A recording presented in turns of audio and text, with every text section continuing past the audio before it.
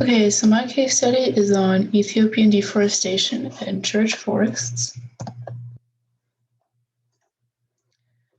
So to start off, Ethiopia is the most populous landlocked country.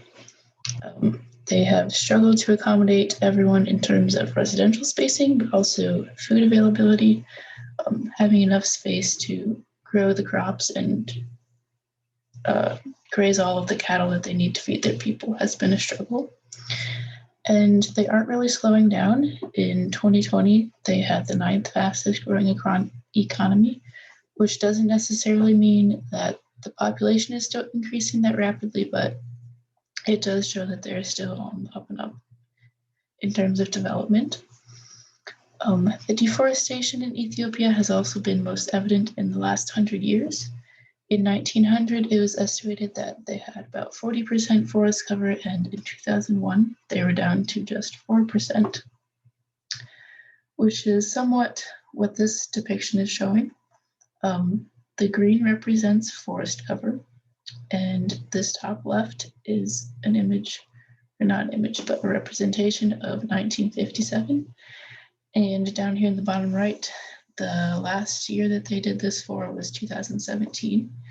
And you can see that the amount of green on the outline of Ethiopia has significantly decreased in that time period. So causes, most of it has been land use changes specifically for agricultural purposes. So increasing acreage for growing crops or for grazing cattle. With a growing population, they also had to build new settlements, places for people to live, that sort of thing. Another interesting thing is that in Ethiopia, 80% of their daily energy use comes from wood as fuel. And so that's a big factor in why so many trees are being harvested and cut down. So on the other side, environmental impacts of deforestation, they are seeing a chronic fuel shortage as they are having less and less trees to harvest left for fuel. And without the roots of those trees, there's an increase in soil erosion, a loss of soil fertility. And also, since the sediment is not being held in place, their water resources are being polluted, getting a lot of sediment in there. Desertification is also an issue. And of course, with the loss of the trees, there's also a loss of biodiversity and habitat for species that would be living in the trees. So most of the remaining fragments of forest are found surrounding churches in rural Ethiopia. These are Ethiopian Orthodox Tewahedo churches, and you can see one here. You can see the stark contrast between the church forest and the surrounding land, which is very desert-like. Zara was the first church to focus on forest conservation, so that's sort of my representative church forest. And just for reference, this is Ethiopia in Eastern Africa, and this red marker is where Zara is. And for this religion, forests are a large part of their identity. They believe that in order for the church to be a church, it should be surrounded by forests, and it should resemble the Garden of Eden. They also believe that every plant contains the nature, blessing, and treasure of God, which just emphasizes the spirituality of the forest for them. In a video I watched, there was a priest who even said that if a church loses its forest, it will lose itself. And he also believes that the forest should be cultivated as you would cultivate the next generation. So you can see that they're very important to the church. In this picture, you can also see that there's a wall surrounding this church forest. That idea actually came from the priests of this religion themselves. They thought that since the forest plays such a huge role in defining the identity of the church, they might as well just incorporate it into the physical boundaries of the church itself.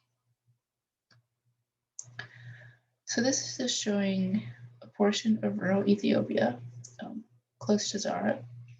All of these red arrows are pointing to church forests, and this is just to show you what it looks like.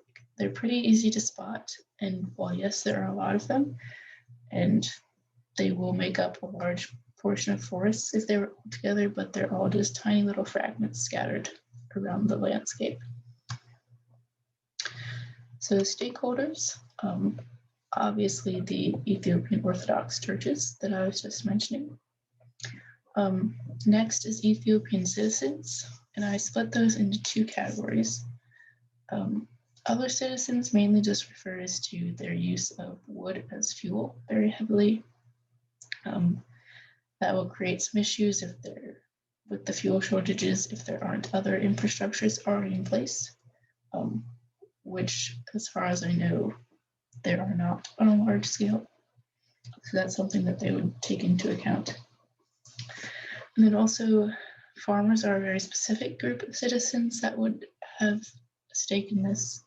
On the one hand, they might almost be pro-deforestation in the sense that they would be needing more acreage to farmland to provide enough food, make more money, maybe if their crop yields are low. But on the other hand, their crop yields may be low because the quality of the land that they're farming is decreasing, and so they might also be against deforestation because they want the trees to come back and they don't want to have to farm all that extra land just to make a living. It would be nice if they could get greater yields from the land that they already have. Another major stakeholder is the Ethiopian national government. Similar to just the general citizens, they are probably aware that their population is growing and they need food, they need housing for all of those people, so they will probably need more space. But they're also very vocal in general about climate subjects in general on a global scale. They've joined a number of environmental conventions, and they now have their own green economy initiative for Ethiopia, with forestry being one of the four main pillars of that plan. However, the forestry sector has been somewhat unstable, and they lack funding to carry out these projects that they have in mind. SOS Sahel is an NGO in Ethiopia that has been working against deforestation. They take a very holistic approach, and I included them more as a representative of that sort of organization, which there are likely others of, either within Ethiopia or outside organizations who are coming in to help. So the first root cause I'd like to look at is business and economics. The government also leases a significant amount of land to foreign investors. Part of this may be due to the fact that they need funding, and so this gives them a direct source. Ethiopia's forest resources were also valued at just over $2 million in 2005. So you can imagine 100 years ago, when you have nearly 10 times the amount of forest as you do now, the extra value that they would have. But instead, they have been depleting that resource and they've been using it. So that's something that they no longer have. Deforestation has also resulted in increased imports. This is largely on the industrial side of things. Since they use it for fuel, they've imported it for industrial uses. Sometimes they just import the wood itself and then they'll make products, but they've also had to start importing some paper products separately. So my solutions mainly focus on the industrial side of this. One idea is to start implementing selective harvesting. So this is when you're harvesting in a woodlot, but you only take some of the trees instead of clear cutting the entire area. One thing this does is it allows those trees that are still there and any seedlings that are coming up for regenerating to not just be beaten down by the sun and be left in the dry desert to try and grow up, but it provides some support from the ecosystem around them. It also ensures that you have a steady supply of timber for harvest, whereas if you just clear cut it all at once, you have it then and then not again until all of the trees regenerate to an age that can be harvested. So sort of going off of that point, another suggestion would be when you are replanting, or if you're specifically planting a woodlot, so ideally for ones intended for harvest, selecting fast-growing species to use for this, for industrial and commercial use then. Instead of planting trees that take 200 years to become mature, you could try to find ones that maybe only take 50 years to be of a size and age that can be harvested for use. So cultural studies, again, their heavy use of wood as fuel is a big factor in this. Another one is in urban centers, in cities, they're often packed wall to wall with buildings and roads with little space left for greenery or for trees to be growing in an urban setting. And then open grazing of cattle is a pretty common practice, which leaves forests that aren't protected by a wall or some other thing to keep out the cattle, and it just leaves them very vulnerable to grazing, which makes it hard to regenerate because they'll probably eat the saplings and the little seedlings. So some ideas for that. The first one is solar cookers. I don't know this for sure, but I'm guessing that a large portion of the wood fuel is being used to build fires for either cooking or cleaning water, other just simple daily tasks like that, which are things that could be done with a solar cooker and using the sun's energy instead of all of that wood fuel. So this is an example of one here.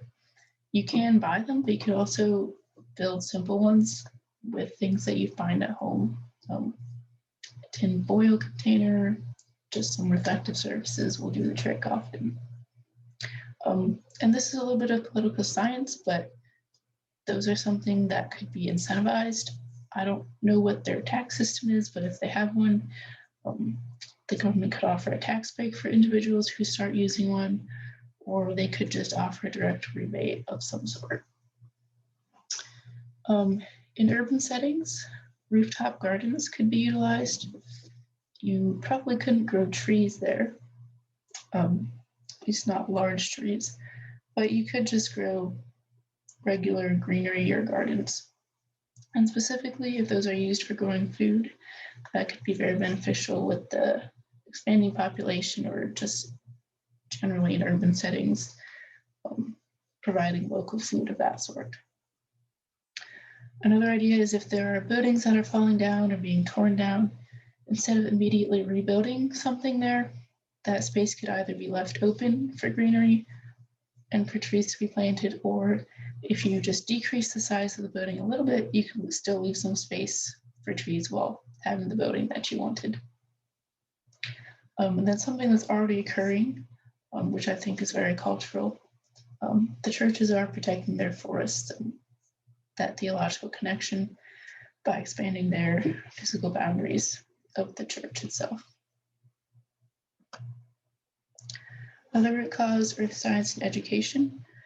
One researcher working around deforestation in Ethiopia noted that the local communities are very hard to convince that the trees aren't always just there, that they are actually disappearing.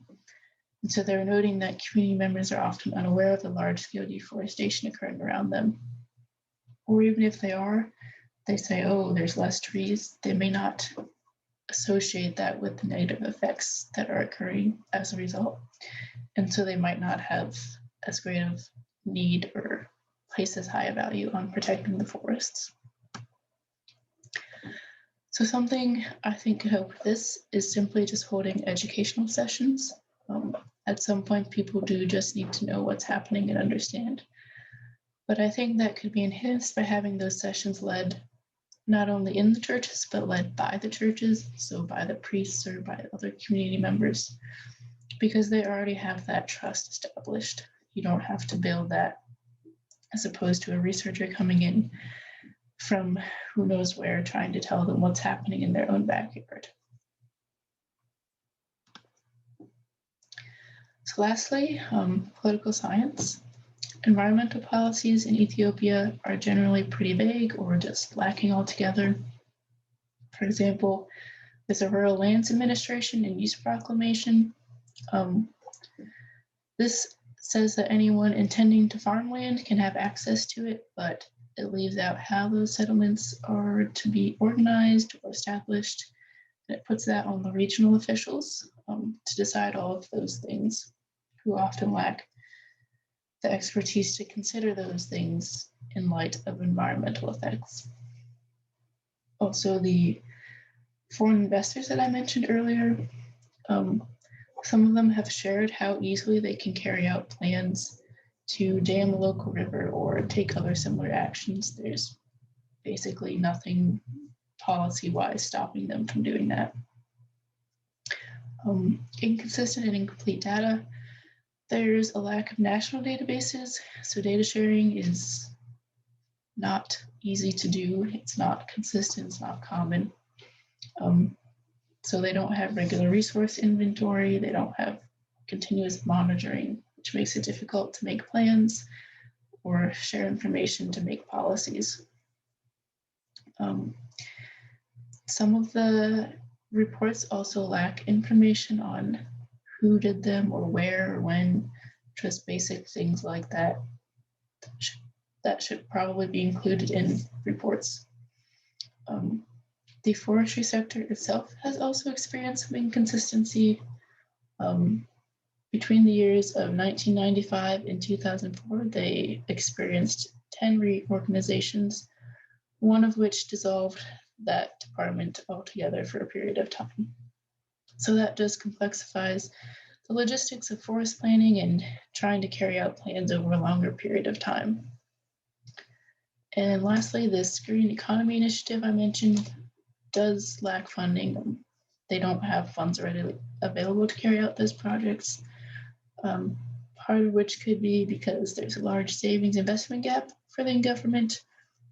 There's a 15% difference there, and so they're just not getting the money that they need to do those things. So to address that, I think it would be useful to implement national databases. Being able to share information with a wide variety of people ensures that those making the policies know what's going on, and those collecting data know what we already know or what we might need to know more about. I also think it could be beneficial to host workshops for local officials, since they're taking a lot of the responsibility for carrying out the policies in the case of that rural land use one.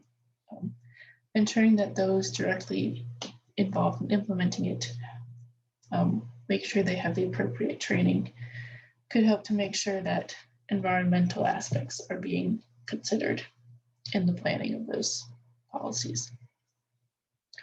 And lastly, to implement standards for the basic information required for published reports. This could take the form of a screening process, not with the intent to exclude reports, but just to make sure that they do have some sort of consistency, knowing where they came from, who they came from, so we can always go back to them, that sort of thing. Just provide a little bit of consistency and assurance in knowing where they came from. And that's all I have.